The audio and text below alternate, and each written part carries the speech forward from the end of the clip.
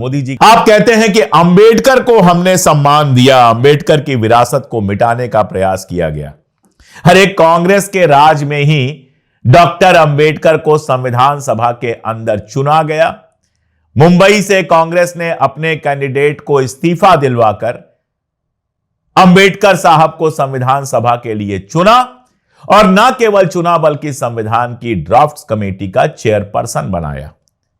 आप क्या बात करेंगे? आपके लोग तो जब हिंदू कोड बिल आया था तो डॉक्टर अंबेडकर के पुतले जला रहे थे, और सत्ता में आने के बाद अंबेडकर के सामने फूल भले आप चढ़ाते हो, लेकिन जिस तरह से आरक्षण लगातार कम किया जा रहा है अंबेडकरवादी बहुत कायदे से जानते हैं।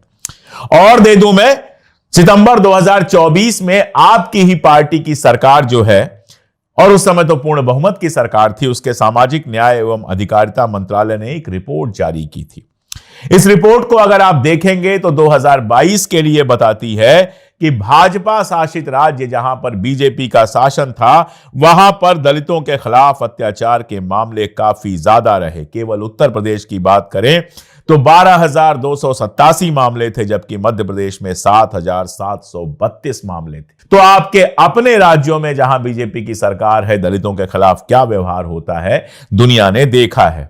और जहां आपकी सरकार नहीं है, एग्जाम्पल लेते हैं केरल, वहां के पलक्कड़ में अभी 17 दिसंबर की बात है जब छत्तीसगढ़ के एक दलित प्रवासी मजदूर राम नारायण बघेल की पीट पीट कर हत्या कर दी गई थी। और सीपीआईएम के जो वहां मंत्री हैं एमबी राजेश, उन्होंने कहा है कि 5 लोग जो आरोपी हैं उसमें से 4 आरएसएस के कार्यकर्ता हैं।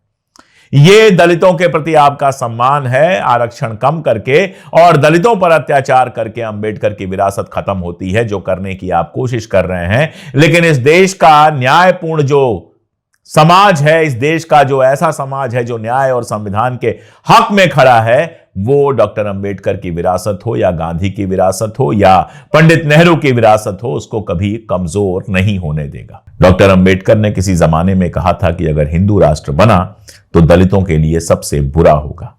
तो डॉक्टर अंबेडकर की बात करने से पहले, डॉक्टर अंबेडकर की विरासत याद करने से पहले उनका कहा मान लीजिए, उनका कहा सुन लीजिए। दूसरी बात कि डॉक्टर अंबेडकर ने जो संविधान बनाया था उसको आप लगातार कमजोर करते जा रहे हैं। संविधान से बड़ी विरासत डॉक्टर अंबेडकर की क्या हो सकती है?